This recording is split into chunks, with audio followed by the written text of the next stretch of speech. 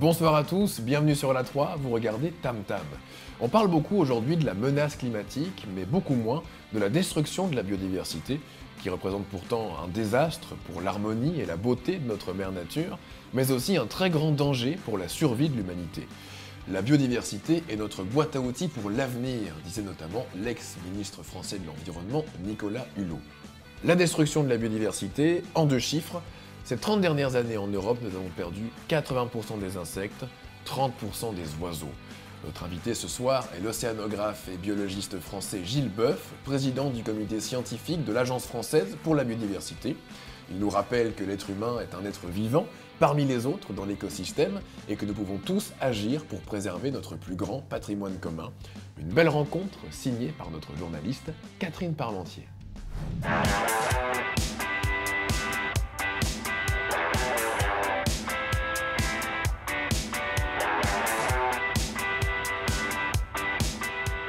Bonjour Gilles Boeuf, Bonjour. Merci de nous retrouver ici dans cette librairie de Namur.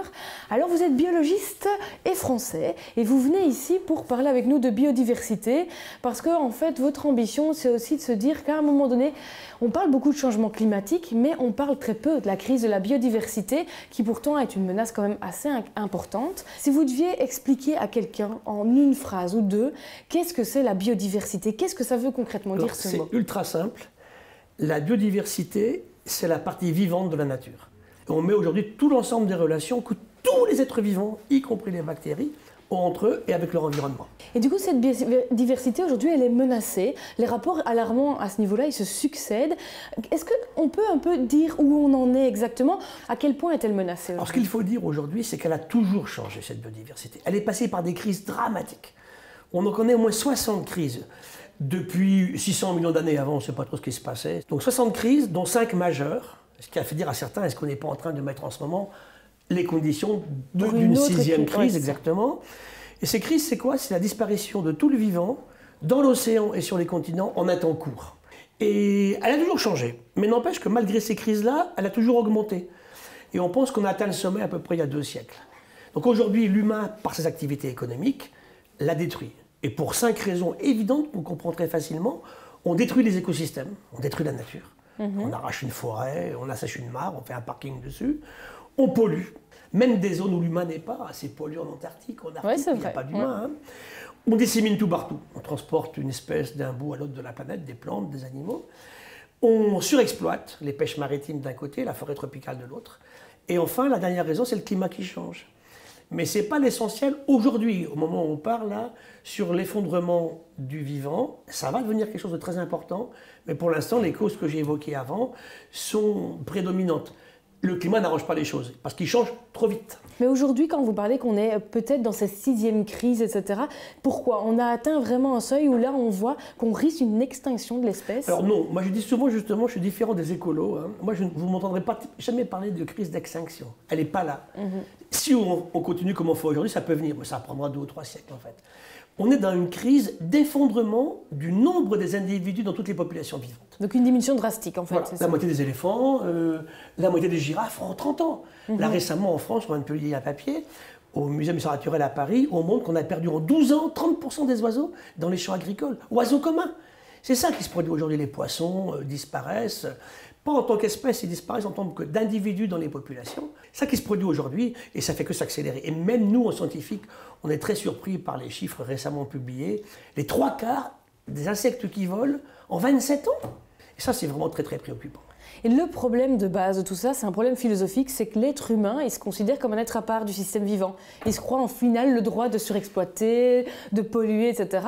Alors qu'au final, je pense qu'on fait partie. Si on est un être vivant, on fait partie de cette biodiversité. Mais complètement. C'est toujours dans mes conférences, les prémices, le démarrage, c'est il n'y a pas une nature ici, il y a un humain à côté, il y a un humain dedans.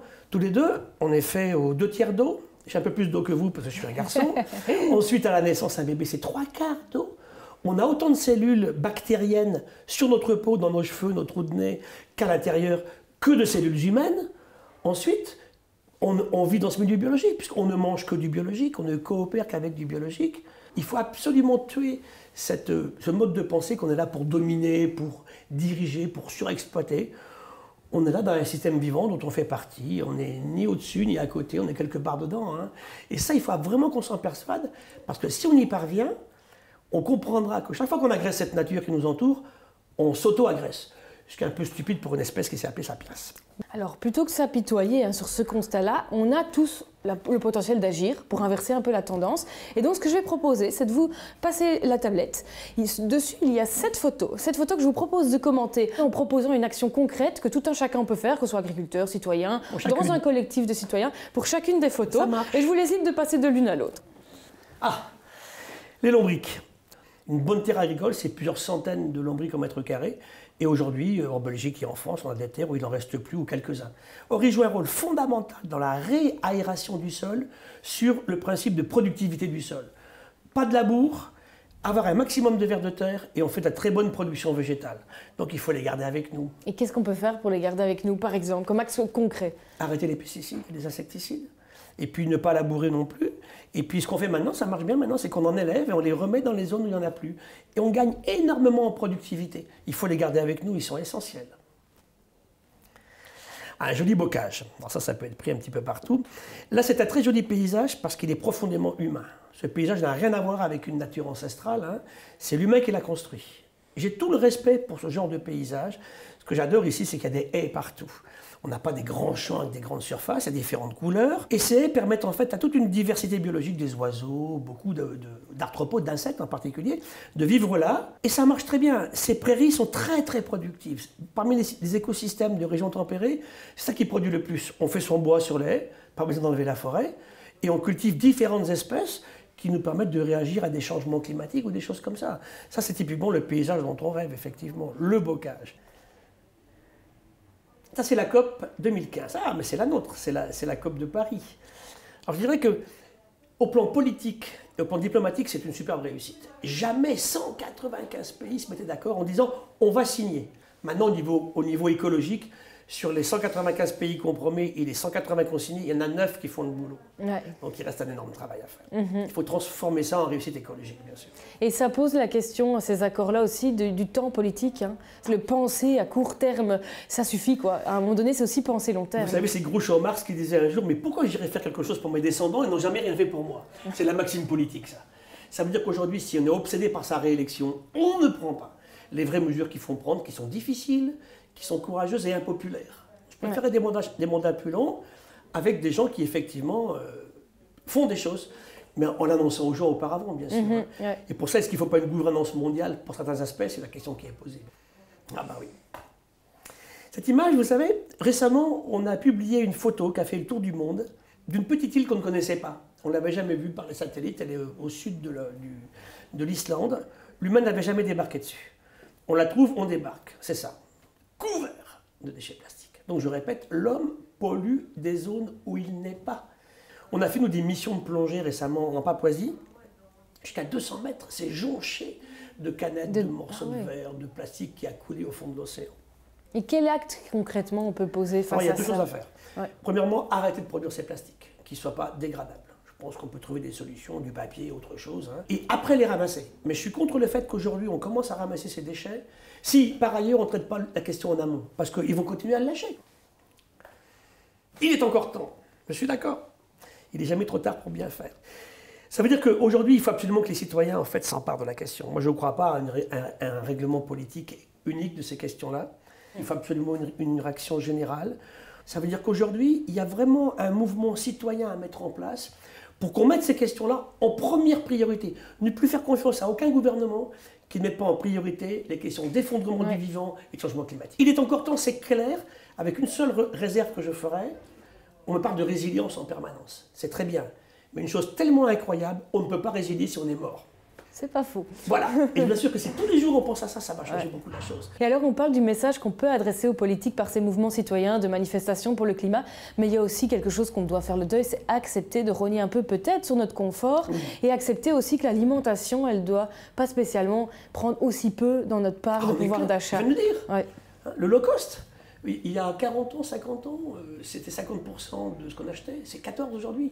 Donc ça veut dire, et puis d'expliquer aux enfants la saisonnalité, c'est tellement bon. C'est vrai. Petit garçon, je mangeais des oranges qu'à Noël, je ne suis pas si raté que ça finalement. Donc, en termes d'éducation aussi qui est absolument essentiel.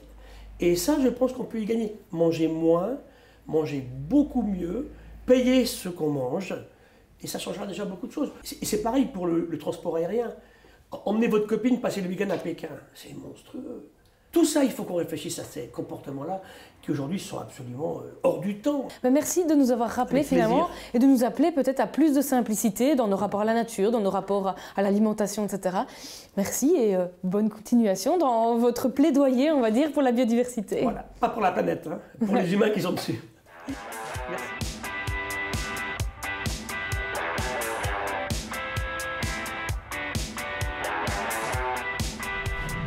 Merci beaucoup d'avoir regardé cette belle rencontre avec l'océanographe Gilles Boeuf. N'hésitez pas à la retrouver sur notre site internet télévisiondumonde.be ainsi que sur nos différents réseaux sociaux. Et quant à nous, on se retrouve bien sûr la semaine prochaine, même jour, même heure, même chaîne, pour un Tam Tam spécial Serious Game. Il sera question de jeux vidéo cette fois. Excellente soirée sur la 3 et à la semaine prochaine. Ciao!